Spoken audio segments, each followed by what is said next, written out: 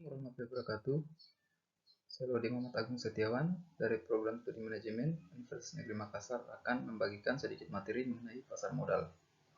Ya, langsung saja.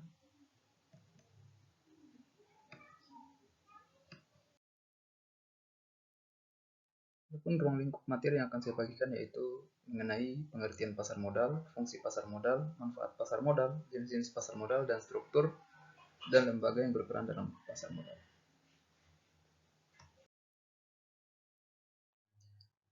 Ya, materi pertama mengenai pengertian pasar modal. Terdapat beberapa ahli yang mengemukakan pendapat mengenai definisi pasar modal. Yang pertama, Tanda Lilin.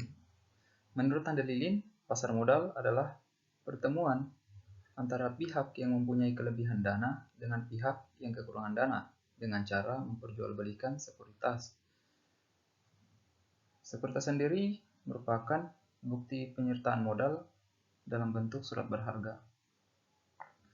Adapun pasar modal secara fisik merupakan tempat terjadinya jual beli sekuritas tersebut, atau dalam hal ini biasa dikenal sebagai bursa efek. Ada pula pendapat mengenai definisi pasar modal ini menurut Fabozzi. Menurut Fabozzi, pasar modal merupakan pertemuan antara pihak yang memiliki kelebihan dana dengan pihak yang membutuhkan dana dengan cara memperjualbelikan sekuritas. Ya, dengan demikian, pasar modal dapat diartikan sebagai pertemuan antara pihak yang memiliki kelebihan dana dengan pihak yang membutuhkan dana dengan cara memperjualbelikan sekuritas yang umumnya mempunyai umur lebih dari 1 tahun seperti saham dan obligasi. Kemudian, pasar modal secara fisik merupakan tempat terjadinya transaksi jual beli sekuritas tadi atau biasa dikenal sebagai bursa efek.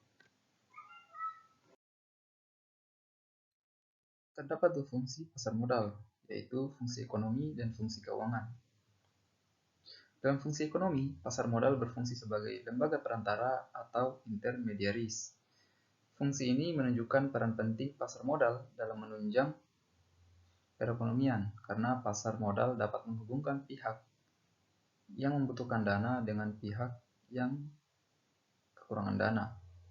Di samping itu, pasar modal dapat mendorong terciptanya alokasi dana yang efisien, karena pihak investor dapat memilih alternatif investasi yang memberikan tingkat return yang paling optimal. Kemudian yang kedua, fungsi keuangan. Fungsi keuangan dalam pasar modal yaitu memberikan kemungkinan dan kesempatan bagi investor memperoleh imbalan atau return bagi pemilik dana sesuai dengan karakteristik investasi yang dipilih.